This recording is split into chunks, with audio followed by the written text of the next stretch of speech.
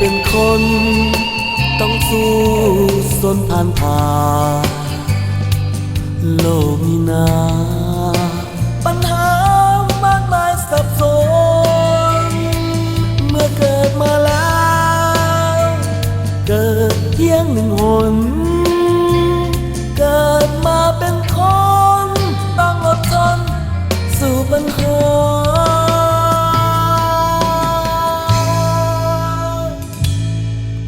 ชีวิตนี้ผู้บ่มาจากใสเป็นหนึ่งอยู่ในสปางหลายล้านชีวาแข่งขันสู่จุดหมายไปกำเนิดยากนักหนาหนึ่งเดียวนำหน้าหนึ่งชีวาได้เกิดเป็น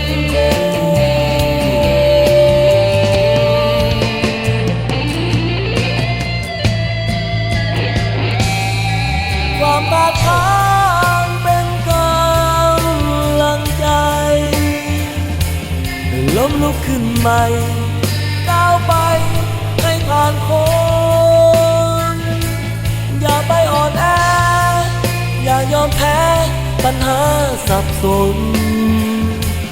ชีวิตทุกคนต้องดิ้นรนสู้เพื่อความหวังเมื่อเฮายังมีชีวิตมีลมหายใจจงสู้ต่อไปให้ถึงจุดหมายคือสเปอ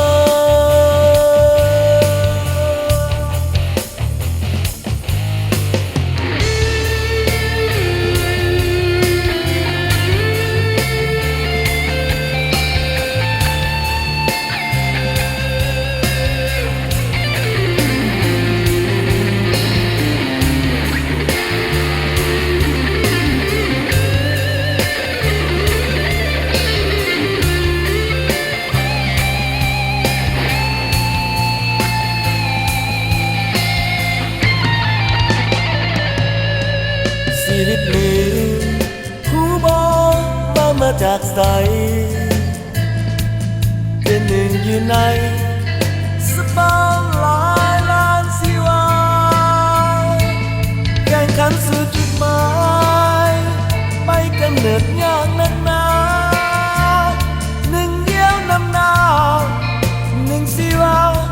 ได้เกิดเป็น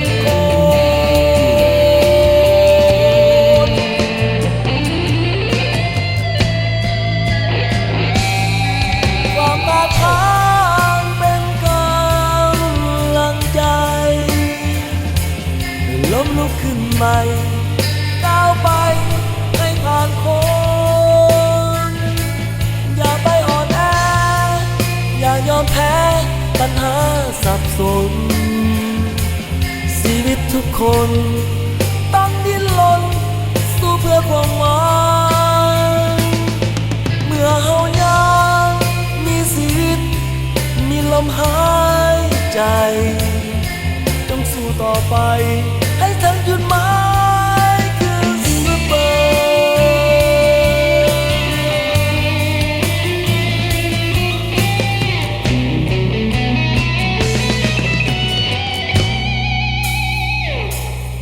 ความท้าทายเป็นกำลังใจล้มลุกขึ้นใหม่ก้าวไปให้ผ่านพ้นอย่าไปอ่อนแออย่ายอมแพ้ปัญหาสับสนชีวิตทุกคนต้องดิ้นรนสู้เพื่อความหวังเมื่อเฮายังมีชีวิตมีลมหายใจต้องสู้ต่อไป